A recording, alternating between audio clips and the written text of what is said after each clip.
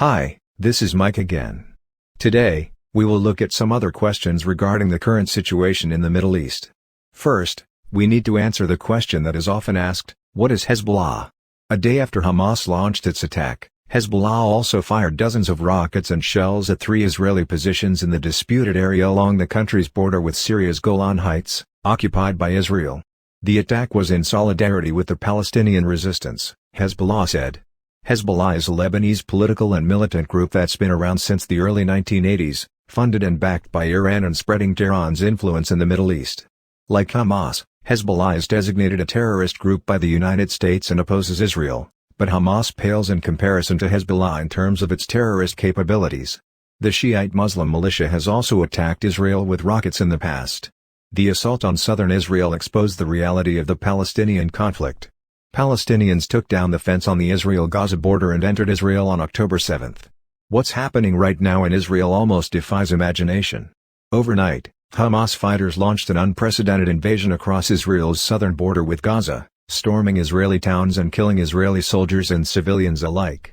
Thousands of rockets were fired into Israeli territory, and at least 100 Israelis are dead, a senior Knesset official said. The attacks led to the most civilian deaths on a single day in the country's entire history.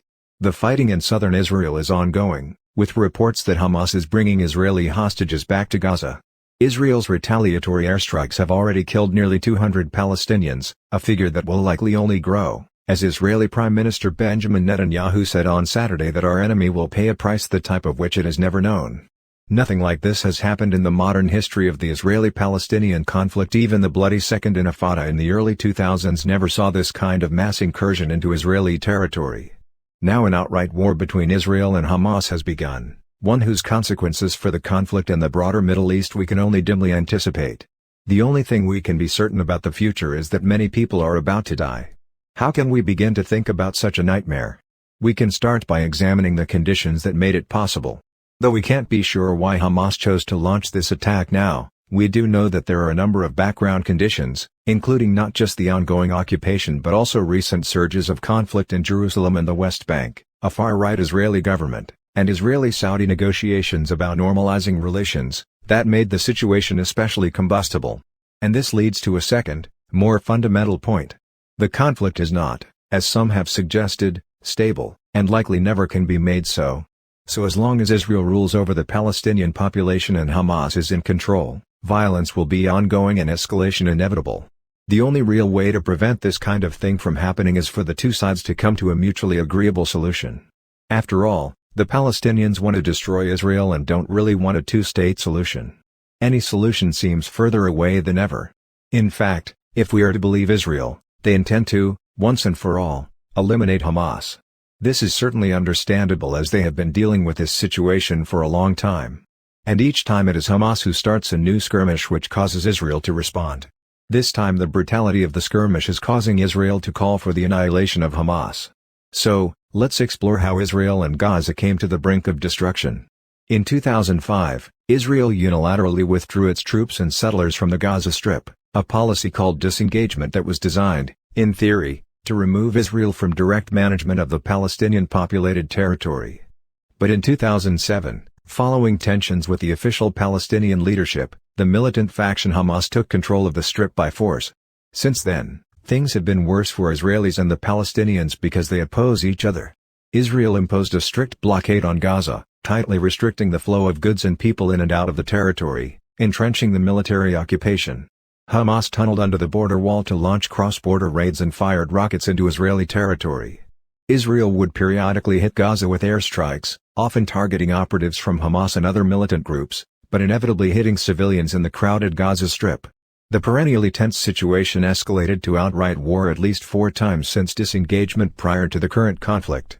These previous conflicts were horrific for civilians but never saw any kind of fighting on the scale of today on Israeli soil. As combustible as this setup has been, Israeli leadership saw it as essentially the best arrangement available to them.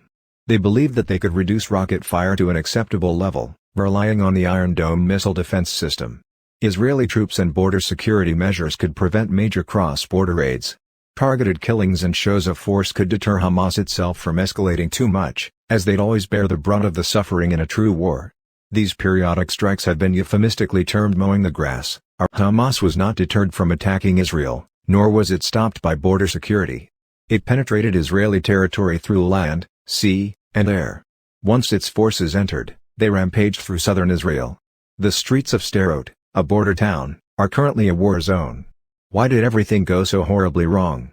It's too early to provide any definitive answers, but there are a few important factors to consider. According to Hamas, the attack was provoked by recent events surrounding the Temple Mount, a site in Jerusalem holy to Jews and Muslims alike.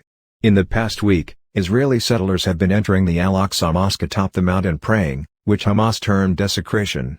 It's implausible, to put it mildly, that Hamas was simply outraged by these events and is acting accordingly.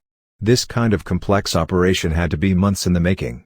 The fact that it began one day after the 50-year anniversary of the Yom Kippur War, a surprise Arab invasion of Israel, is almost certainly not a coincidence. But at the same time, Hamas's choices does tell us something important. Palestinian politics is defined, in large part, by how its leadership responds to Israel's continued occupation, both its physical presence in the West Bank and its economically devastating blockade of the Gaza Strip. Hamas's strategy to outcompete its rivals, including the Fatah faction currently in charge of the West Bank, is to channel Palestinian rage at their suffering. It is to be the authentic voice of resistance to Israel and the occupation. The angrier Palestinians are at Israel, the greater Hamas's political incentives for violence. And the past few months have seen plenty of outrages, ones even more significant than events in Jerusalem. Israel's current hard-right government, dominated by factions that oppose a peace agreement with the Palestinians, has been conducting a de facto annexation of the West Bank. It has turned a blind eye to settler violence against West Bank civilians, including a February rampage in the town of Hawara. Israel's focus on the West Bank may also have created an operational opportunity for Hamas. According to Uzi Ben-Yitzhak, a retired Israeli general, the Israeli government has deployed most of the regular IDF forces to the West Bank to manage the situation there, leaving only a skeleton force at the Gaza border. The effort to secure permanent Israeli control over the West Bank, in this assessment, created conditions where Hamas' surprise attack could actually succeed. There are also geopolitical concerns at work. Israel is currently in the midst of a U.S.-brokered negotiation to normalize relations with Saudi Arabia, a major follow-up to the Abraham Accord agreements struck with several Arab countries during the Trump administration. Normalization is widely seen among Palestinians as the Arab world giving up on them, agreeing to treat Israel like a normal country even as the occupation deepens. Hamas could well be trying to torpedo the Saudi deal and even trying to undo the existing Abraham Accords. Indeed, a Hamas spokesperson said that the attack was a message to Arab countries, calling on them to cut ties with Israel. Rising tension in Jerusalem and the West Bank, weaker border security, and an Arab political situation turning more and more unfavorable to the Palestinians. These are all conditions in which it makes more strategic sense for Hamas to take such a huge risk. To be clear, saying it makes strategic sense for Hamas to engage in atrocities is not to justify their killing of civilians. There is a difference between explanation and justification. The reasoning behind Hamas's attack may be explicable even as it is morally indefensible. We'll find out more in the coming weeks and months about which, if any, of these conditions prove decisive in Hamas's calculus. But they're the necessary background context to even try to begin making sense of today's horrific events. It is impossible to say, at this point, where this situation is heading. Fighting in southern Israel is ongoing. The Israeli counteroffensive in Gaza has yet to truly get underway. It's possible that the fighting pulls in other forces, like Hezbollah in Lebanon. There's some speculation that they were involved in the attack. This can, and almost certainly will, get much worse. But what's clear at this point is that the situation cannot ever be truly stable. The very nature of the current situation, in which Israel rules over the Palestinian population, creates powerful incentives for radical groups like Hamas to engage in brutal acts of terrorism. Without some kind of radical political change, there's no real solution on the horizon.